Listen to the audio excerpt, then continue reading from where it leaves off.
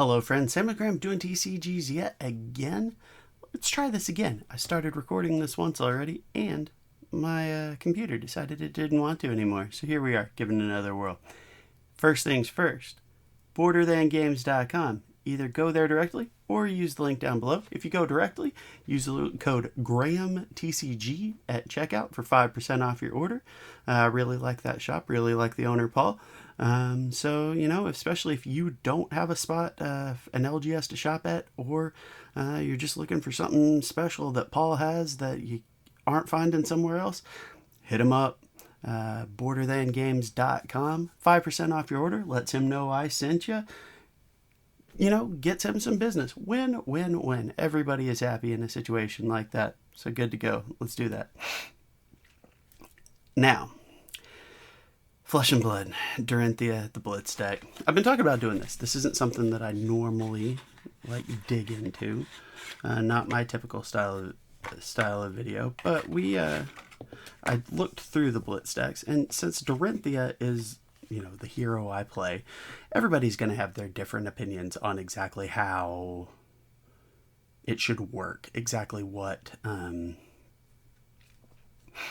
makes the deck tick, what is the best way to handle the deck. So there are going to be some cards that I don't necessarily talk about, that I don't look at, that some people really, really like and are excellent cards. They're just not the ones that I typically roll with. So that's, caveat number one. If something else is your style, feel free to take it out and play it. But we've gone through this deck.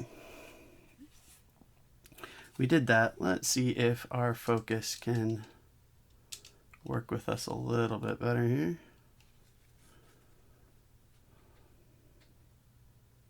Maybe.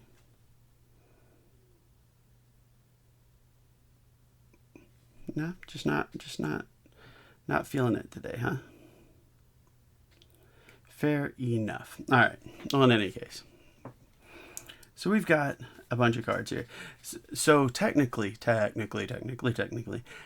most of the time, unless you're trying to go to a competitive event, like a super competitive, not just an armory, like if you just come up with 5 pieces of your weapon and 4 pieces of equipment, most of the guys at an armory are not going to give you a hard time. Technically, a deck list for an event, if you have to turn one in, needs to have 11 total pieces of equipment. So that can be weapons, that can be armor, that can be, an offhand item. There aren't many of those, but something like the lantern, that kind of stuff. So, this comes with a bare bones, just your 4, just common ones. Dawnblade, that's your weapon you're going to roll with most of the time with Dorinthea. You could try axes, there are other options, but Dawnblade is kind of the meat and potatoes of the whole thing. Null Rune for Arcane Barrier, all that stuff. And we kind of flipped through the cards already to see what I did or did not super duper care for. For example, me personally, every yellow that is currently in this deck is coming out. There are 8, as I drop cards, there are 8 yellows in there. All 8 of those are coming out. Right off the bat. I am also probably choosing to take out both copies of Razor Reflex, both copies of Flock the Featherwalkers, and then back in the blues, probably both copies of Blue in the Swing, and both copies of Blue Stroke of Foresight. Personal preference, like I said. Some of those cards have some pretty potent effects that may come in handy in a certain situation. So that is just how I look at it. So I kind of took a bunch of notes with this. Some honorable mentions for cards that I thought about and that are worth considering for decks. Easy enough. One of them is Energy Potion. it's a bad turn if the only thing you're able to do is play it, because it's an instant to gain 2 resources. It doesn't have go again. So ideally, the idea for Dorinthea is if you get the first attack off, but they block out, you don't get to swing a second time with your weapon, but you've still got the energy pot, you use your go again to play this. That's kind of the short version of it. So that can help you out later. And it's a blue pitch for when you're using it. Steel Blade Shunt. Particularly red and blue. I actually have a couple for my classic constructed. I have a couple of yellows in my inventory sideboard. It's a sideboard. I have a couple of yellows in my sideboard too.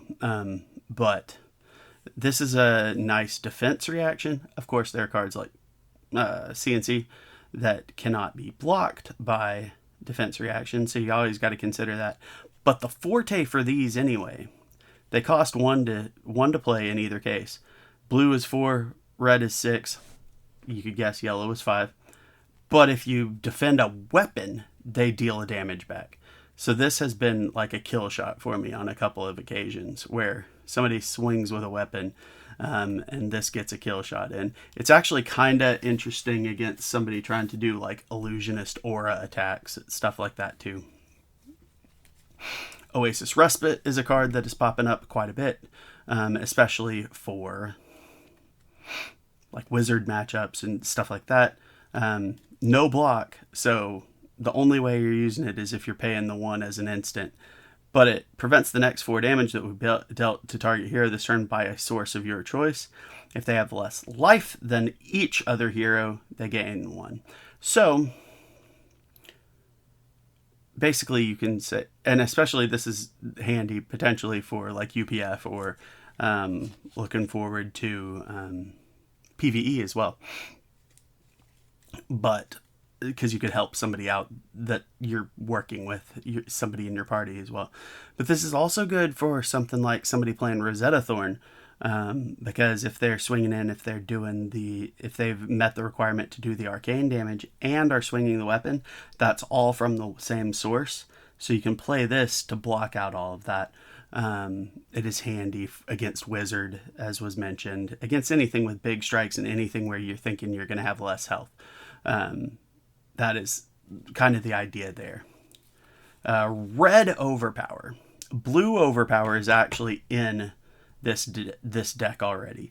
I like the blue Overpower just because it is a blue pitch, but it can also be used as a pretty potent attack if you need it. Now we're focusing. Cool. But the red one isn't even more. Obviously, only pitches for 1. And it costs 3, so it's expensive as heck, especially for an attack reaction. So the blue is target weapon attack gains +2. The red is 4. But then if they've defended from hand already, it gets an extra +2. So this one's doing 6. The blue is doing 4. Like this can overpower. Like it can really be a nasty surprise for your opponent. So this is a card that I'll use sometimes. But typically I sideboard 1 copy in Classic Constructed. Is kind of the idea. I'll use the blues because they're also blues, but Red Puncture I like a lot. It's just a 1 for 3, but it also gets piercing, so it's really handy to use as a reaction if they've blocked with equipment to kind of get over some of those thresholds. And another good one, Run Through. So this one's a little bit trickier to pull off because you're going to need to either have Twinning Blade or guarantee you're hitting, because this isn't boosting your current attack at all, other than giving it go again, but the next attack has +2. So you're throwing this out there if you're sure you're getting that next attack to get that go again. So it's a guaranteed source of go again, so you like that. But you kind of got to make sure you're getting that second attack. So those are all sort of budget-friendly cards that are honorable mentions that I use a fair bit that I didn't actually recommend. I'm actually also going to have these, I put these deck lists on Fabrary, and I'll post the link down there as well for these suggestions, so you can actually go look at them and fiddle with them and try them on Talishar. Whatever you want to do, build the deck yourself. Use the link to go buy the deck from TCG Player, or hit up Border Than Games, 5% off. Don't forget. Okay, so going from that, some other cards that I considered at varying levels to put in this video, but I did not end up putting them in the decks just because I thought there were better options in the specific spots. Vambrace of Determination is a new card from Outsiders. This was, I actually played a couple games of it against Oldham. So in Blitz, maybe still, since Oldham's still around in Blitz. Anyway, maybe, but I haven't found anybody else that I really think he's great for yet, that this is great against yet. There were a couple that I was like, maybe, but I'm just not quite there. But it's handy for the whole, it doesn't let you prevent the next damage this turn. The next time you would be prevent damage, prevents one less. That's kind of nice. We like that. And then you can also pay one to actually use it to block one. So that's an option. Arcanite Skullcat. There are a couple, both the rainbow foil and the white border version of this. They're still not super cheap, but they're right around that $50 range, kind of. A lot of people have kind of abandoned this for Crown of Providence. I don't completely agree with that decision. I still think there are situations where this card is better. There are games that I've played where this card won the game, and if I'd had a Crown of Providence, I'd have been dead. So this is definitely a budget alternative to Crown of Providence, for sure, since you can get it for $50. This isn't part of my recommendation, but it's another potential upgrade. Brave Forge Bracers, bread and butter for Warrior. Did not make this one. Basically, the way I set this up, I could only really recommend one expensive piece of equipment to be the actual recommended larger scale deck. So this one didn't quite make it, but it's solid. It's a block 2. It's battle worn, so it's not going away. You can theoretically get 3 total block unless somebody's doing extra counter shenanigans. And on your second attack, if you've got an extra resource, you can pay 1 to get +1 on it if you've already hit. Just handy. Valiant Dynamo. So it's got 1 block, battle worn, so it's not dying. At the beginning of your end phase, if you attack 2 or more times with weapons this turn, you may remove a counter. So theoretically, if you're getting your attacks off twice, not hit, if you're just getting your attacks off twice, you're going to be refreshing this over and over. So that's a solid option too. If it's going to be a long game and you really just need to make sure you are getting a lot of blocking in, Valiant Dynamo can be handy. An interesting card for blocking. I always went in a Blitz deck, and I know not everybody agrees with me on this, especially for Dorinthea, because these cards aren't really what she wants to be doing. I always make sure I have a couple poppers in there in case I end up against Illusionist. So Down and Dirty is a solid option for that, because it's a 6 attack, that's what pops.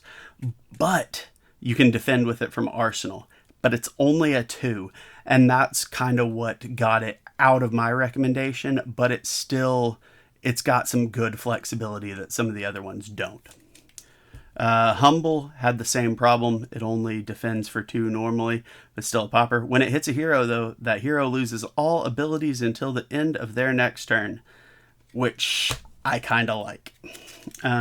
So those were some other, either expensive. These last 2 are not super expensive. Honestly, I don't know why those weren't in the other section. But those are some other things that didn't make it into the actual deck lists that are posted below, but are things to consider if you like just a slightly different style, or you have that card and don't want to go spend a little bit off, you can not spend the money that I recommended on an additional card and plug one of those in, and you'll be all right. Those are all really good cards. That it's not the end of the world if you swap out some of my suggestions. Like I say, a lot of that is just kind of going by feel, and seeing how you feel about a deck in the first place. So going on into the actual deck. Give me 1 second to reset just a smidge. All right, so we're reset and back for this next part of the video. So I did 2 different versions of this. And then obviously you can tweak to your heart's content the cards I already showed you. If you've got those, if you want to use those. Some of those are kind of expensive. Some of them aren't too expensive. If you want to mix and match, that's fine. This is just kind of what okay, for this, I think this is what I personally would play. So my assumption for building this was looking at today. I'm recording this on June 20th, 2023. So prices change, but a lot of these have stayed pretty stable. Some of them have drifted a little bit, especially the generic stuff, but a lot of the warrior stuff has stayed pretty stable lately. So the prices I'm going by are at this date, at this time, but I wouldn't expect a wild amount of change. You never know, but that's the idea. So this is assuming you've got one of these Blitz decks and you have another. I didn't worry about tax. I didn't worry about shipping. So give me some grace there. You have roughly $25 plus tax and shipping to spend on upgrading this Blitz deck to take it to your armory, and hopefully do a little bit better than just the stock Blitz deck. So, as I mentioned before, the concept here is there are several cards that we are just immediately removing. It comes to a total of actually 16 cards from this pre-constructed deck that are coming out. I tried to kind of do this with minimal. There are other changes you certainly could make, but I also tried to do minimal changes with that $25 as well. So there are a couple things that are probably a little ticky-tack, but overall I was trying to be pretty, not go super crazy and just turn the whole deck. I tried to be less than half of the deck. The more expensive one, that's not true, but anyway, we're taking out both of these copies of Razor Reflex. We are taking out both copies of Flock of the Featherwalkers. We are taking out all of these yellows. We are taking out blue in the swing. And we are taking out blue Stroke of Foresight. So those are the cards we are taking out. We are taking out Razor Reflex. We are taking out Flock of the Featherwalkers. All of the yellows, which are Iron Song Response ×2, Sink Below ×2, Driving Blade ×2, and Hit and Run ×2. Then we are taking out 4 blues, 2 copies each of Stroke of Foresight, and In the Swing. So, with those 16 cards removed, what we are adding at roughly $3 each. Again, I rounded. Give me some grace. There'll be a little bit of wiggle room here. But, $25 to $30 was the idea. I'm calling it the 25-ish budget upgrade. So at roughly $3 each, so roughly $6 total, we are putting in 2 copies of, and I'll put it up close. Some of these are foil. Ignore that. I picked whatever the cheapest version was. So that's the other thing. If you're really stickler about white border, you may be out of luck on some of these. But, so, blue, all these are blue. It's a Majestic. But Glint the Quicksilver, 2 copies of this, $3 each. So this is $6 for 2 copies of Glint. Same boat here. 2 copies of Twinning Blade, roughly $3 each, for $6 there. Steel Blade Supremacy at roughly $2 each. 2 copies of this in non-foil, but I'll have to show off my shiny one. Now, some of the things here, I guess I can walk through. Glint the Quicksilver, most of you know, this is just, it pitches blue, so it's 3 resources, blocks 3. You like all of that. It just straight up gives your attack go again as a reaction. But if they have blocked from hand already, defended from hand, draw a card. So you might get an extra card in addition to getting go again. Sometimes I waste it just to see another card.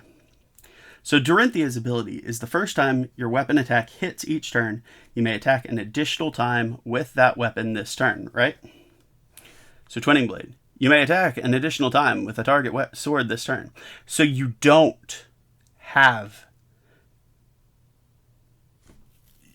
It doesn't have to be the first time. So you can either on the first time you're not going to hit, drop Twinning Blade. If you've got go again, you get that second swing. Then if you got another way to get go again, Dorinthea can get it on hit. Vice versa. You get the second swing with Dorinthea, you still have another way to get go again.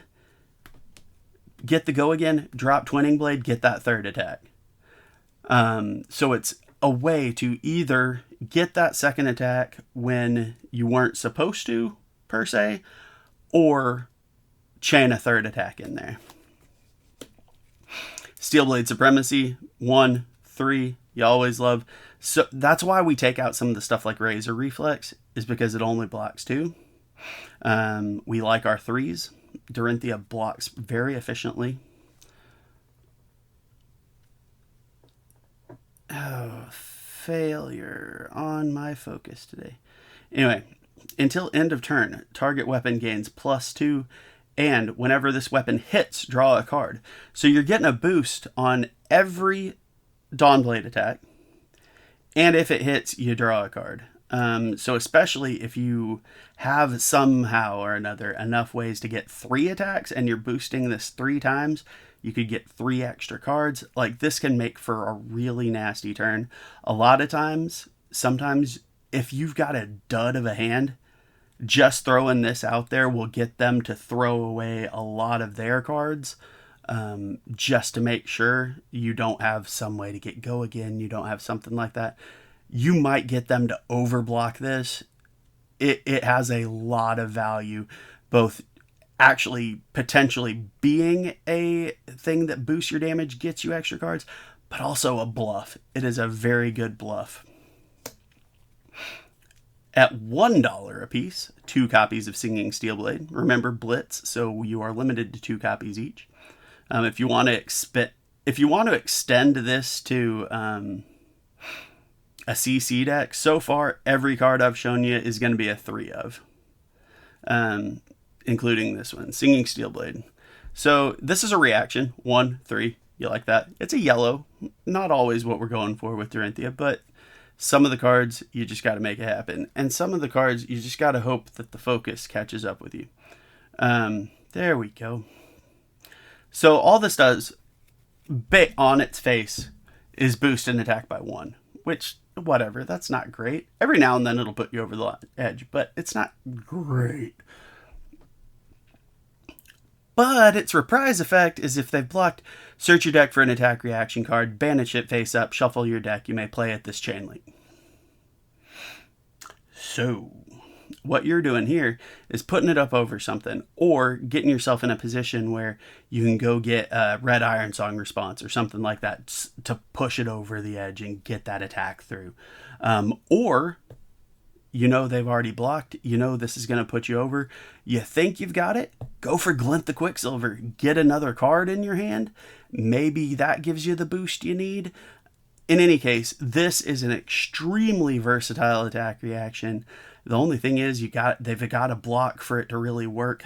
People who are used to playing Dorinthea will stop blocking at certain points, so you can't over-rely on reprise effects. But if somebody is in a position, and especially in Blitz, people are going to have to block because of the low health totals.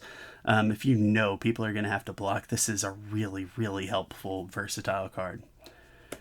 Well, We got rid of those yellow sync blows. We're going to get us some red ones at $1 a piece.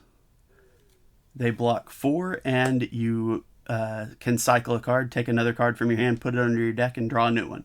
So say you've got Ironsong Pride in hand, which does not block. You can sync. You're like, I really need another block card. They're going to attack me again. Drop this to the bottom of your deck, draw another card. Ironsong Pride. It's 1. No block. That's a little scary, especially in Blitz. But we're not doing a lot of that this deck. We are going to take 2 copies of Ironsong Pride, $2 each for $4. Put a +1 counter on target sword you control. So that's straight up, you're putting a +1 attack counter on your Dawnblade. When it leaves the arena, move all +1 counters from swords you control. Now, the way this usually, there may or may not be cards that destroy auras or whatever, but the way this usually, Dawnblade usually uses counters is by missing. That's going to be the same thing here. So this is basically, all you're doing is you're getting a free counter. If you miss, if this goes away, you lose all your counters. But it's a free counter. And it's a 1 for 1, but it's an ongoing one. So especially like if you know you're getting that second attack this turn, this is actually a 1 for 2. But it just helps you get a head start building up those counters on this thing. Really helpful newer card for Dorinthea. And I have in this 1 copy of Blue Precision Press. I wanted to get another blue back in there. We took 4 out. We're only putting 3 back in. But this is a pretty decent card. It's a blue pitch, costs 1. It's a go again. No requirement, just automatic go again, and piercing 1. So if somebody blocks with an equipment, this has +1. It's just as simple. It's mostly a blue pitch, block 3, but it also gives you auto go again and that piercing. Just kind of a decent little helpful thing I like. All right, so I mentioned poppers earlier. There are going to be 3 in this deck. I kind of went budget because from this point on, all of these cards are pennies. I just counted this entire stack as being basically $1 that lands us at that 25-ish mark. And that's honestly about right. Fyendal's Fighting Spirit. Some people would go red here. I because it's 7, that can be helpful because that's a break point. I go yellow just because it gets you that pitch. It's still a popper. I like the extra versatility for this. It does only block 2. Don't love that. But its main utility is either as a popper or as a pitch in this deck. Or when you attack or defend with it, if you have less health than an opposing hero, gain 1. So that's kind of why I like this one as a budget option. And then I went with Wreak Havoc, which is a new card for Outsiders.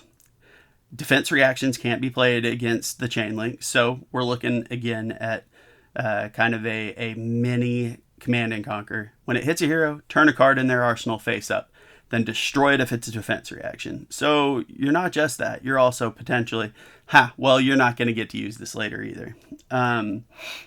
Again, only blocks 2, not the best one in the world, but as a budget option, this seemed kind of fun. Like I say, I kind of considered Humble, there are others that I thought about, but I kind of liked the versatility there just in case.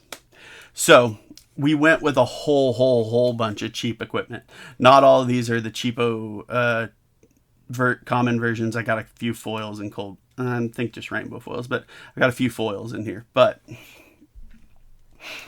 what we went with was deep blue for a chest piece.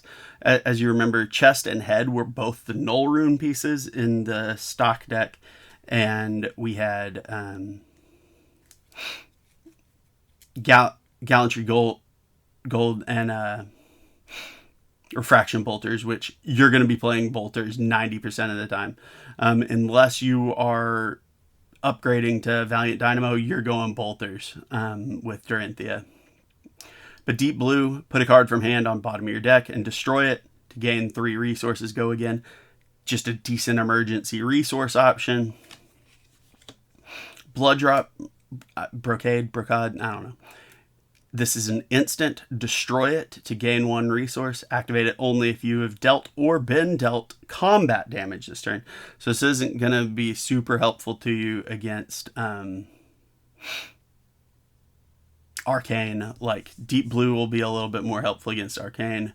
Blood Drop is going to be a little bit more helpful in a combat situation. But it's just get you a resource when you need it. I also threw in an Ironhide Helm in case you need actual block. So it's got shows 0, but when you defend with it, you may pay 1. If you do, it gains +2 and destroy it. I did the same thing, Ironhide Plate, to potentially replace the Null Rune chest. It has the exact same text. And then another copy, Arms and Chest of Quelling Robe and Quelling Sleeves. They both have Quell 1. If your hero would be dealt damage, you may pay 1 to prevent 1 of that damage. If you do, destroy Quelling Robe at the beginning of the end phase. So the trick with this is it's especially handy if you're going to be in a game, let's say Ninja, somebody that's just going to be throwing a ton of damage at you.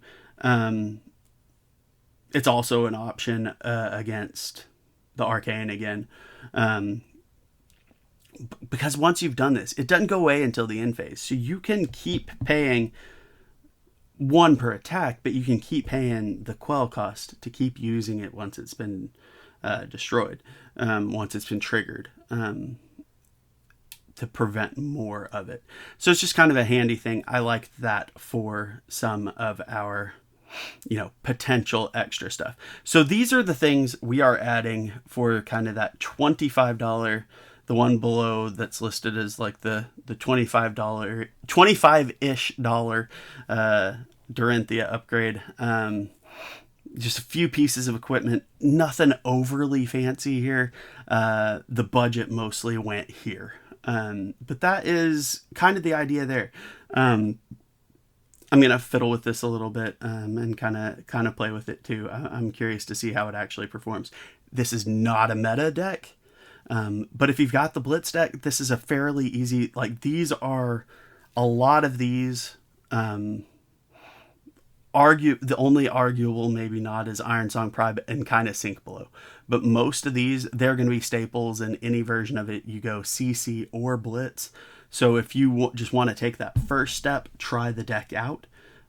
These are cards that you are going to want to spend that $25 anyway, at least down to Precision Press for that whole stack. You're going to want all of those. So that is sort of the 25-ish upgrade. Now, let me reset again real quick. So you've got a little bit bigger budget. You're still not going wild. But you figure, you know what, I'm going to spend, I've got this Blitz deck, I want to spend about $150, somewhere in that ballpark. That's my budget here.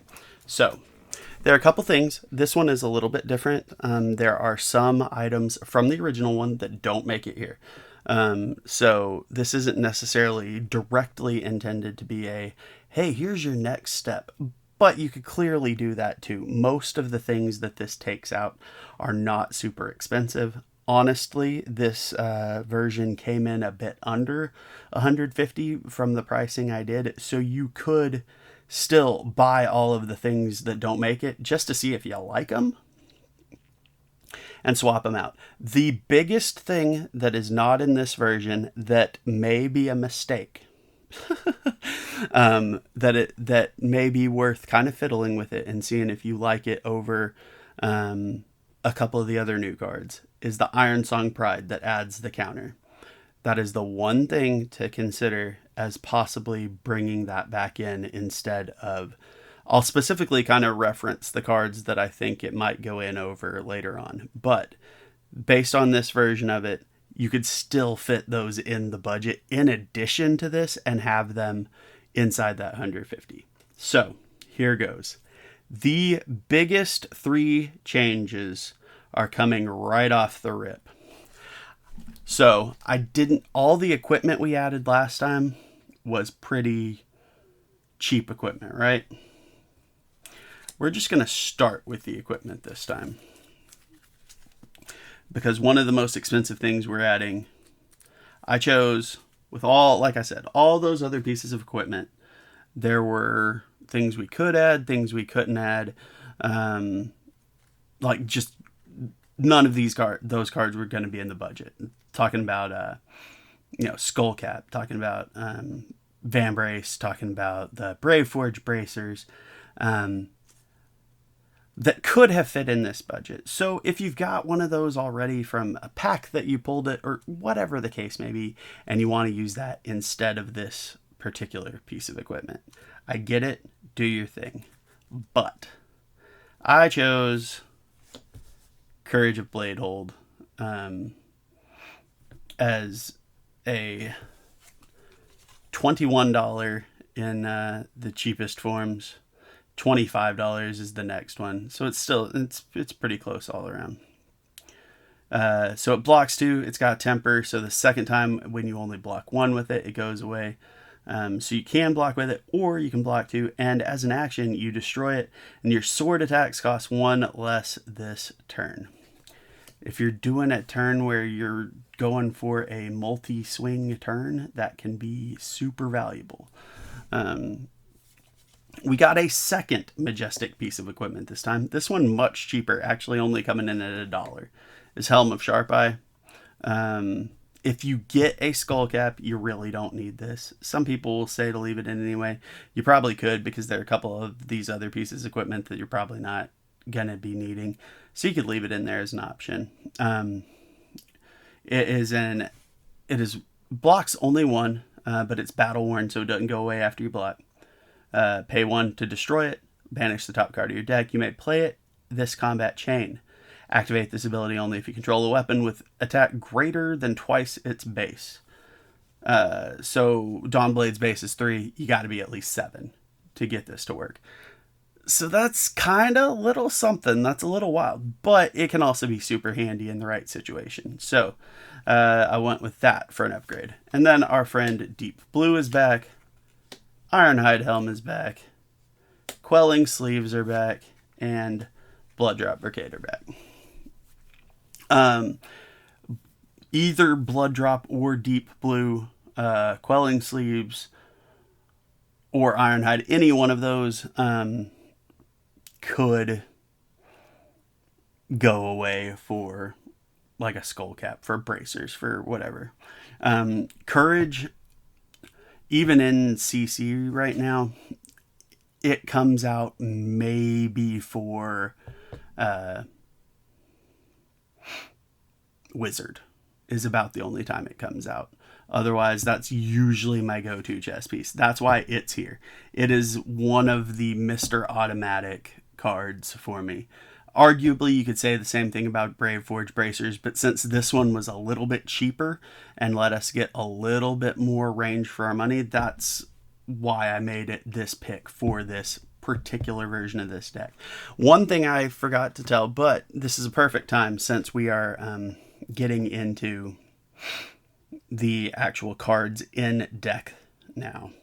We are taking out all of the same cards we took out last time. So that's the Red Razors, Red Flocks, all 8 yellow cards, Stroke of Foresight, and in the Swing in blue. This time, though, we are also taking out both copies of Red in the Swing, both copies of Slice and Dice in red, and both copies of Stroke of Foresight in red. Those are all personal opinions.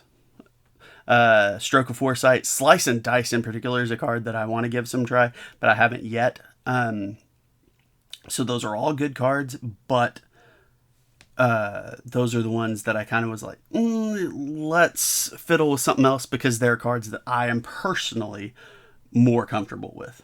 That's all it is. First card, 2 copies of, this is a third of your budget right here. A new card for this version, because this one copy of this card blows the $25 budget of the last version. We are going Glistening Steelblade, 2 copies, $27 each for $54. This is one you can absolutely replace it with something cheaper, with another source of go again if you want. Put the yellow driving blade back in. But this card came in the Classic Battles deck and is just gross. So your next it's a yellow, blocks 3. Your next Dawn Blade attack this turn has go again. So just the first one, but it gets go again. Easy peasy, right? Whenever Dawn Blade hits a hero this turn, put a +1 counter on it. This is a card you want to build up a turn with this. Or bluff. I mean, you can always bluff with it, but you want to know. So you've got a blue, you've got this card, you've got Iron Song Response Red Iron Song Response in Arsenal, and you've got at least one more, like a red Out for Blood and something else to pitch in hand. Like, this is the one you're like, I am getting these hits, I am getting these counters, because when you do, just on a normal turn, if you get the go again, get the first hit, get the second hit, that's 3 counters on your Dawn Blade that turn. Just a really, really good card. And it just scares people enough that you can bluff them out. Now, next card, also a new one. $7 each, 2 copies, Red Spoils of War. It only comes in red. It's a 1 for 3. Your next weapon attack this turn gains +2 and go again. So it's an auto go again. Turns your Dawn Blade into a 5. Whenever a weapon you control hits this turn, create 2 copper tokens.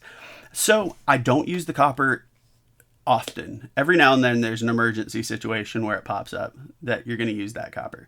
Usually you're not. One thing it's great for is Kyloria, the dragon, that if it hits, it either steals an item or draws a card. Well, you don't really want them to draw a card now, do you? So they can steal your copper. They don't want it any more than you do. So that's kind of another little helpful protection from this card. But it's another source of go again is the other thing. It's a go again and a front pump. Just a good card. We have already talked about this card, but the same 2 copies of Glint the Quicksilver, same 2 copies of Steelblade Supremacy, same 2 Singing Steelblades, same 2 Twinning Blades, same 2 Sink Belows. Another card, this is a controversial choice, so this is one of those that if you want to take this out, if you want to keep Slice and Dice, if you want to keep in the Swing, if you want to keep Stroke of Force, whatever you might want to keep over this, I understand, I won't be offended. This is a controversial choice, not everybody likes this card. I am going 2 copies of Iron Song Determination at $2 each. Target weapon gets +1 and dominate until end of turn. So much like Steelblade Supremacy, that's just for the whole turn. So if you've got a way to get go again, you're getting that +1 and dominate. In Blitz, where health is so low, I have gotten games that essentially ended on the first turn because I got a ridiculous combo of like Steelblade Supremacy, Iron Song Determination, something to give go again, and just gone to town. The best way, because typically you're not breaking your refraction bolters until you blocked. You're not doing it first turn. If you've got something else to give you go again, you want to use that first, right? The bolters should be there as that backup plan. The exception is if you've got some combo of Iron Song Determination, Steelblade Supremacy, a blue, and another good. I mean, even if it's Iron Song Response, very few people are going to be able to, unless they lucked into an unbreakable first turn, not many people are going to be able to block all of adding 3, then adding 3 more on top of that You could have a singing steel blade, and like there are so many different options that you can have those pumps, because if it hits, Steel Blade Supremacy is getting you another card anyway to be able to pay for the next attack. So you can kind of just go ham and go all in and try and make that hit happen, is the idea here. That's why I like this card for Blitz, is because if you get the right setup first turn, you can almost end the game. One copy here. An excellent warrior card. It's expensive resource-wise. It's a $1 card. We are looking at Rout. It's another attack reaction. Costs 2. It's a red.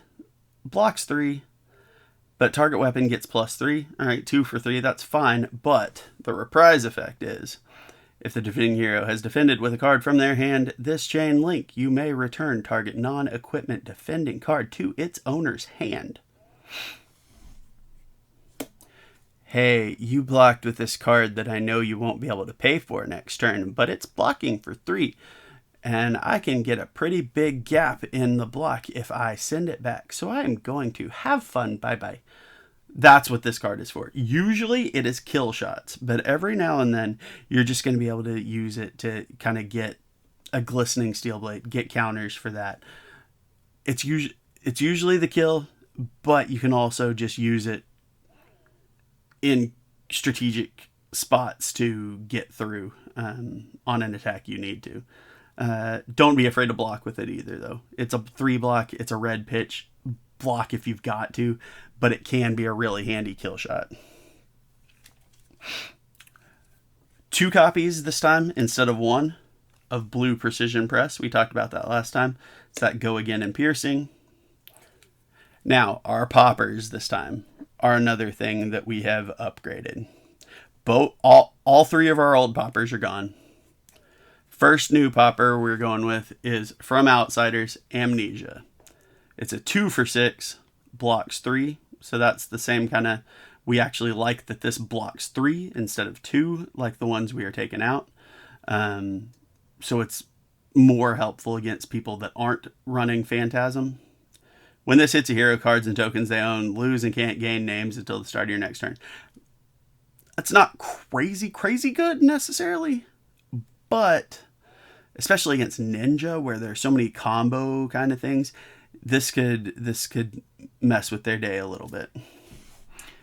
It's mostly just there as a popper, but it can also have that added side effect in the right situation. And that's a $3 card. 2 copies of Nourishing Emptiness. $8 each, about $16 at current price. You're most of the time only going to get this to be truly effective once. It's a 2 cost, 6 attack, 3 block. We like that. While there are no attack action cards in your graveyard, Nourishing Emptiness has Dominate, and if this hits, your hero gains +1 intellect until end of turn. So you're picking up 1 extra card. So especially if you manage to pull this off, like you throw something at them, they block with whatever super fancy blocks that they have, knowing that you're not going to be able to swing again with the Dawnblade, right? But you've got enough resources to throw this at them with their Go Again. Well, they don't have those reactions. They're whatever they have left plus their equipment can't block this, right? Because it's going to have Dominate if you haven't already blocked with Amnesia or the other one. And especially if you've got something to Arsenal, you're going to have a 6-card hand.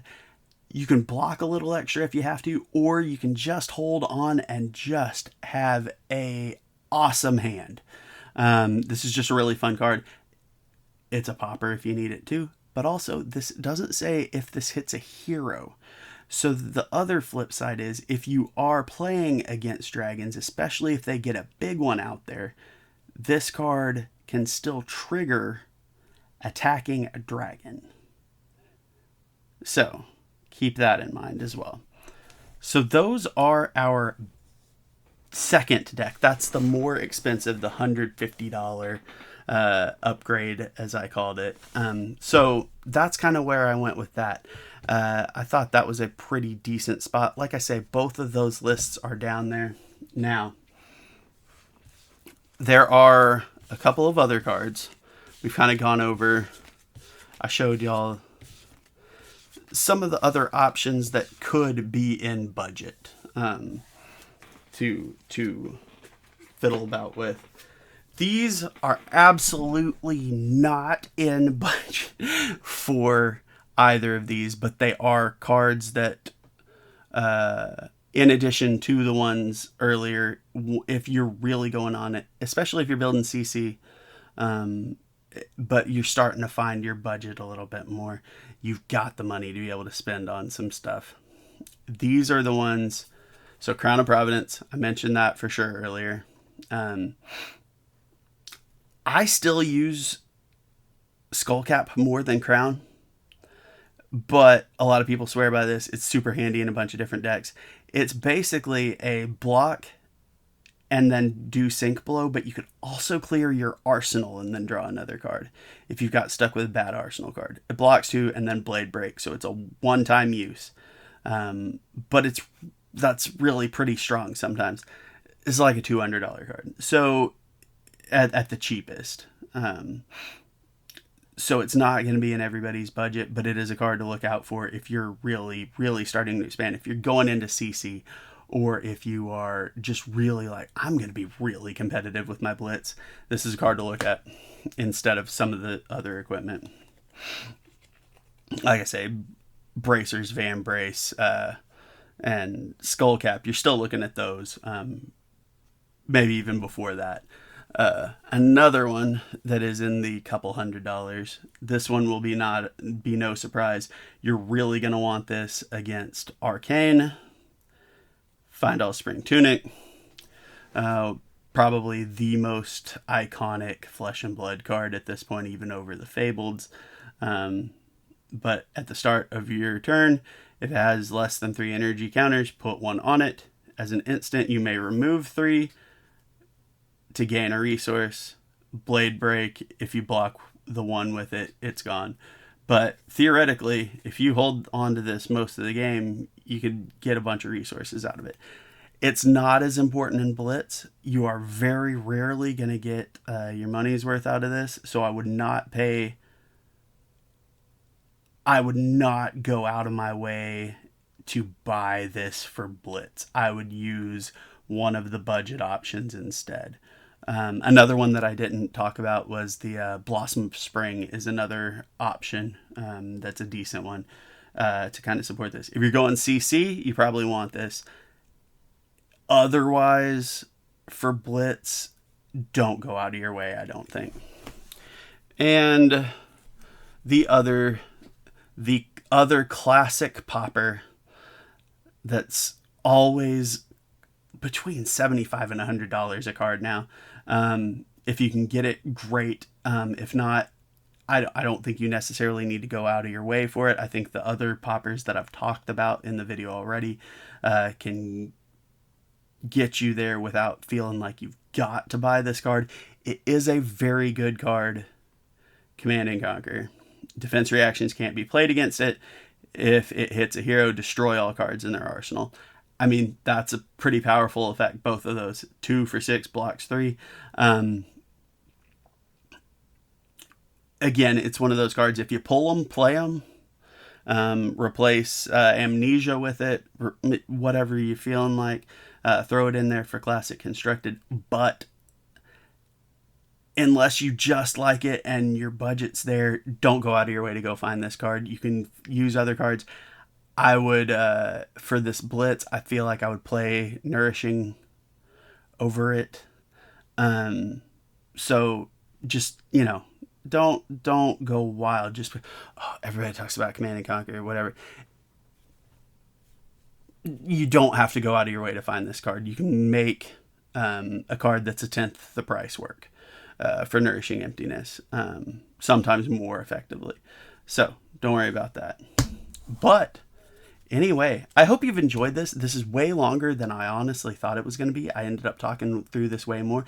But just my thoughts is, I play Dorinthea a lot, probably more than I should. I'm not the best player in the world, but I have my stuff figured out. I do reasonably well most of the time at my local stuff.